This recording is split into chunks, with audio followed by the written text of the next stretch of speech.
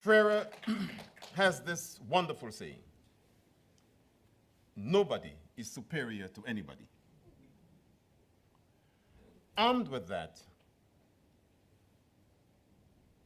I was able fearlessly to face down some head teachers, some of whom were grimly racist,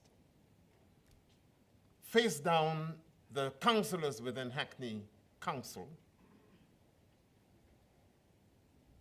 and to draw upon all of that stuff that I had been doing since the 1960s with the children in Oxford, whose education rights I was fighting for then, to demonstrate to the head teachers and the educational establishment in Hackney that things could be different and must be different.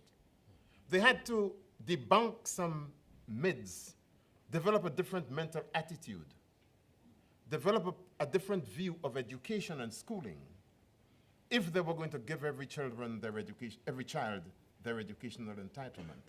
And as Shirley Chase was saying in the film, it wasn't easy. It's only because I thrive on a fight that I was able to survive 8 years in that damn place. And keep your sanity. Absolutely. Well, okay, it's not just, that's flippant. It's not just the fact that you'll have a fight. What kept me sane in Hackney was my spirituality. I don't mean religion. The way I organize my mind at the start of the day when I greet the universe, the way I present myself to the world, I have a holistic view of my balance with the universe. And so I fortify myself.